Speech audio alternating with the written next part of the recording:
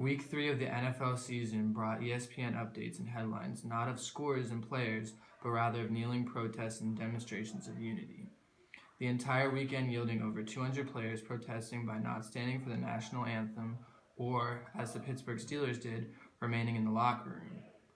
The heightening number of protesters followed the comments made by President Trump regarding the earlier movement started by Colin Kaepernick in past seasons and continued on by a small group of players throughout the league in the 2017 season. Various comments were made in Trump's speech at a rally for Alabama's Synodal candidate Luther Strange, but the most polarizing came at the beginning of the NFL-related rant. Wouldn't you love to see one of the NFL owners, when somebody disrespects our flag, to say, "Get that SOB off the field right now. He is fired. He is fired." This statement, of course, was not taken lightly by the NFL coaches, players, or higher-ups. With 200 participants and teams in the locker room, it seemed the politics has all but engulfed one of our nation's key sources of entertainment. From these protests, issues have arrived for both NFL and the fans. It must be recognized that the original protests of Kaepernick are not the same as those made in Week 3. Financially, the NFL is becoming burdened by the protests, with viewership down 10% in the first 3 weeks compared to last year, according to USA Today. And it is obvious that beyond the protests themselves, there is a certain Trump effect taking place.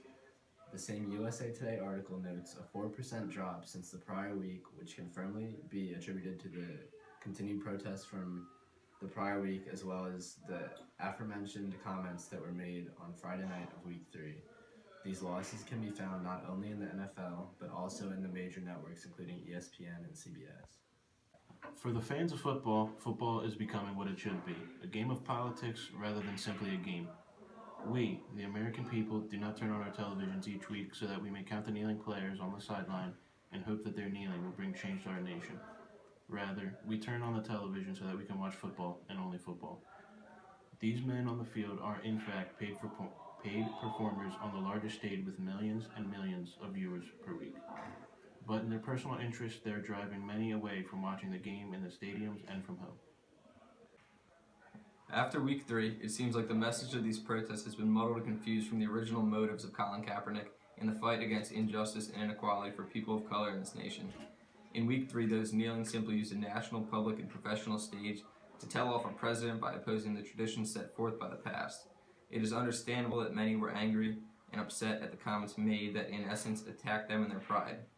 But as we moved on to Week 4 of the season, it was clear that there would not be quite the repeat one could have imagined. Far fewer players throughout the league participated in kneeling protests.